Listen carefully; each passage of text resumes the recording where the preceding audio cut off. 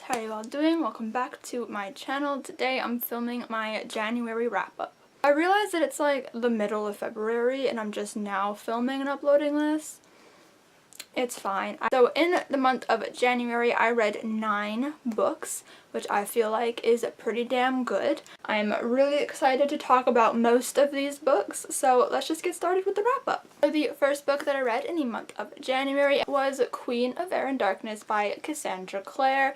This is the finale, the third book in the Dark Artifices trilogy, and oh my goodness, it was really, really good. I had a really fun time reading this book. It was so enjoyable to read, and I also was texting Alyssa my reactions the entire time I was reading because she already finished it before I started reading it, and it was just a super fun experience to be able to text her my reactions and to just like talk it out with her as I was reading. So many things happened in this book. It was so intense. So many things changed for the Shadowhunter world. And when Cassie said like this book would change things and like nothing would be the same after this book, girl, she wasn't lying.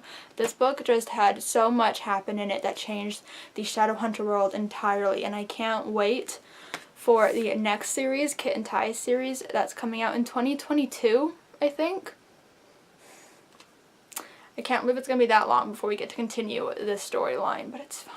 I really enjoyed seeing more of our Dark Artifices cast of characters and learning more about them and seeing how they dealt with things after the events of Lord of Shadows, which was crazy. So I really enjoyed seeing how they were handling everything. I also obviously enjoyed seeing all of our older characters that make a play in this book again. I definitely think that our old cast of characters from like the Mortal Instruments definitely had a much larger role in this book than they have in the previous 2 books, which I really enjoyed. So overall, I just had a really fun time reading this book. It was super intense, so many good character moments. It was so good. The epilogue was crazy intense, and I am dying to know what happens next, and it was just so good. So good. I think this is my new favorite in the series. It was really good. I gave Queen of Air and Darkness a 5 out of 5 stars. I really enjoyed this one. Second book that I read in the month of January was The Assassin's Blade by Sarah J. Maas. I read this for the Mass-along that I'm co-hosting with Peyton over at Peyton Reads. We are reading all of Sarah J. Maas's books from Throne of Glass to ACOTAR throughout the entire year of 2019, starting off with The Assassin's Blade in January, and our live show is already up. If I remember, I will link it down below. It was on Peyton's channel. I am so happy that I finally got around to reading this book, okay? I've been putting this off for I don't know how long. I've had it for quite a while, but these are basically the prequel novellas to the Throne of Glass series. So we get to see Celaena before the events of Throne of Glass, which I found really great to see. I didn't particularly like the first couple of stories. Let me tell you what the stories were and what my ratings were, because I did rate each story individually. So the first story, The Assassin and the Pirate Lord, I gave a 2.5 out of 5 stars. I just really wasn't invested in the story, but I did enjoy seeing Celaena again and meeting Sam for the first time, which is a character that we hear a lot about in Throne of Glass, but didn't really know a whole lot about. And then the second story was The Assassin and the Healer, which I gave a 3 out of 5 stars. I enjoyed the story slightly more than the first one, but still wasn't really all that invested. I really enjoyed the last 3, which were The Assassin and the Desert, which I gave a 4 out of 5 stars. The Assassin and the Underworld, which I gave a 5 out of 5 stars, and The Assassin and the Empire, which I gave another 5 out of 5 stars. So overall, I just really enjoyed being in Celaena's head again and seeing her life before Throne of Glass so that I could understand what she was going through in Throne of Glass. So I really enjoyed seeing that. I really enjoyed meeting Sam. I love him with my whole heart. He deserved better. Overall, I gave this novella collection a 4 out of 5 stars. So the third book that I read in the month of January was Fairest by Marissa Meyer. This is the prequel novella to the Lunar Chronicles series. I loved this the first time that I read it, so this was a reread for me. I loved it the first time that I read it. I gave it a 5 out of 5 stars. I really enjoyed it. This time around, I didn't love it as much. I still really enjoyed the story. I still really enjoyed reading Levana's story and learning more about her, but because I had already read it, because I already knew Levana's story and knew what happened before the Lunar Chronicles took place, it didn't have the same impact as it did the first time, because the whole charm of this story is learning about Levana's past and trying to understand where she came from and why she is how she is, and that charm kind of wore off because I already knew the story. So because of that, I did have to lower my rating from the first time that I read it. But overall, I gave this book a 4 out of 5 stars because I still enjoy the story, I still love this world, and I really enjoyed refreshing my memory on what happened. The fourth book that I read in the month of January was the Infernal Devices Clockwork Angel graphic novel manga thing. I don't know what it's exactly qualified as, but it's like a graphic novel. I read the first one, Clockwork Angel, and I didn't enjoy it. I love Shadowhunters, obviously I love the Infernal Devices, but for some reason I just could not connect to this graphic novel. It took me forever to get through. Normally I can read graphic novels like that, like super fast. This one took me hours to read, which is not like me. For some reason I felt like the story dragged, and it just, I don't know, it didn't work as well for me in a graphic novel format as it did in a novel format.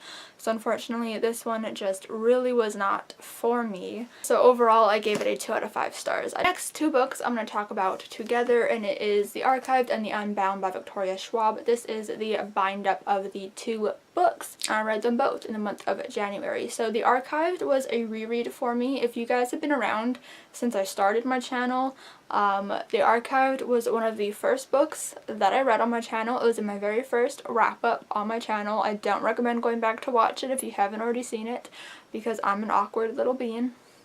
It's fine.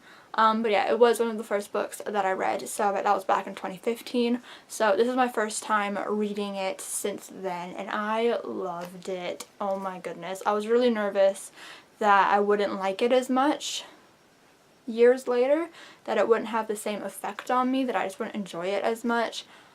I was wrong, okay? I really enjoyed it. And in a sense, this book didn't even feel like a reread because it had been so long since I read it that I had forgotten nearly every single aspect of the story. So it was like experiencing it for the first time. Which The Archived I gave a 4 out of 5 stars. And then for The Unbound, I hadn't read this one before because I read The Archived from my library and they never had The Unbound. I requested it, they never got it, and I really wanted to own them in hardcover, and so I just never purchased it because you couldn't find them in stores, and then the hardcovers went out of print, and so I just never got around to buying the series until this bind-up came out in 2018. This is my first time reading The Unbound, and let me tell you, I loved it a whole heck of a lot. I really enjoyed seeing our main characters, Mac and Wesley, in a new story because, like I said, I had reread The Archived, so I already knew the characters. I just really enjoyed seeing a new story with them in it. I really enjoy them as characters. I enjoyed seeing their relationship blossom a little bit more, and I'm honestly just obsessed. And also, I just really love Victoria Schwab's writing. A lot of my tabs in this book are for quotes because she is just such a quotable writer, and she's so good with words. And even though this was originally supposed to be a trilogy, and many fans are still waiting on that third novel in the series, I don't think it's ever going to get written. She doesn't really want to write it anymore, I don't think. I think she came out recently saying that, like, she doesn't really care to continue the story. Even though it was intended to be a trilogy, I still feel that The Unbound leaves us off on a satisfying end. I felt overall pretty satisfied with this as a duology. Obviously, I would like to see more from my characters Mackenzie and Wesley, but I don't need it. Like, I can just reread these two and be satisfied with it as a duology. I don't need a trilogy. And I gave The Unbound a 4.5 out of 5 stars. I love it so much. And the seventh book that I read in the month of January was This Savage Song by Victoria Schwab. So after reading The Archived and The Unbound, I was like, yes, this gives me the push to finally pick up This Savage Song that I've had on my shelf since it came out in, what, 2016? I got it pretty soon after it came out with some birthday money, and I just never picked it up. And so when I read The Archived, I was like, yes, I'm in a Victoria Schwab mood. Let's just keep riding this train. So I picked this one up, and unfortunately, I was very disappointed. I didn't really care for the characters in this book. I didn't care about our main characters, Kate or August. I didn't care about the story. I was not invested whatsoever in this world. I don't know, it just all felt very underdeveloped. I didn't really care for it. And I honestly don't care to know what happens in Our Dark Duet, which is really unfortunate. Yeah, I don't know. I didn't connect with this book in the way that I was expecting to, or the way that I was wanting to. My only tabs in it are for quotes, because while I didn't enjoy the story or the characters, she's still a really beautiful writer, and has some really quotable lines. So that was probably one of the only things that I actually enjoyed about this book, but I found it to be boring. It dragged. I just didn't really care. And if you guys know me, I say this all the time, I'm a character driven reader, and if I don't care about the characters, I'm not going to care about the story. And I honestly didn't care about any part of this book except for the writing. So unfortunately, I gave this one a 2.85 out of 5 stars. But the 8th book that I read in the month of January was Winter by Marissa Myers. I listened to this one on audio. It was another reread for me, and let me tell ya, I love this series on audio. I've been listening to these audiobooks for the past few months. I love them so much. And this one is my favorite in the entire series. I love these characters, I love this world, I love this story, and so naturally I really enjoyed this. So many good moments take place in this story, making it my favorite, and I really love that we get to see our whole cast of characters, now adding Winter into the mix. I think that's why it's my favorite, because we get to see all of the characters finally, whereas in the other books we just like get mentions of Winter, we don't actually get to see her. And I really enjoy Winter and Jason and their relationship, so I don't know, I really love this book, and it's such like a satisfying conclusion to the series, even though we do have more. We have the novella collection Stars Above, and we also have the Wires and Nerve graphic novels and Aiko's point of view, but like from a novel standpoint, this is a really good conclusion to the series, and I love it so much, and the audiobooks are so well done for this series. I highly recommend listening to them. So naturally, I gave this one a 5 out of 5 stars. Why, like, what other rating could I have given this book? Nothing. 5 out of 5. Amazing. And the 9th and final book that I read in the month of January was The Raven Boys by Maggie Stiefvater.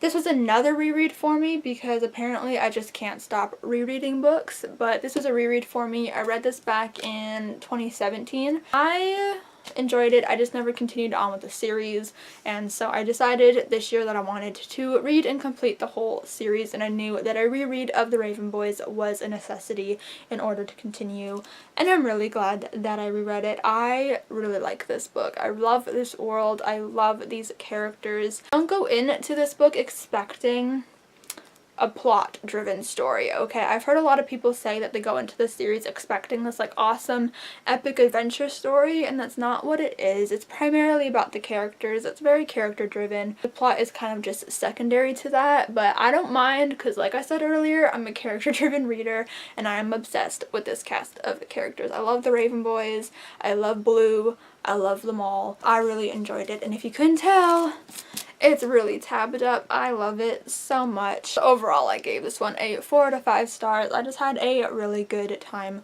reading it. If you couldn't tell, I had a pretty good reading month in January. I enjoyed the majority of the things that I read, which is always a good thing. So that was my January wrap up. Thank you guys for watching. I hope you all enjoyed it. If you did, make sure to give it a huge thumbs up. I'd really appreciate it. Comment down below and let me know what books you guys read in January, or if you read any of these books, and tell me your thoughts on them.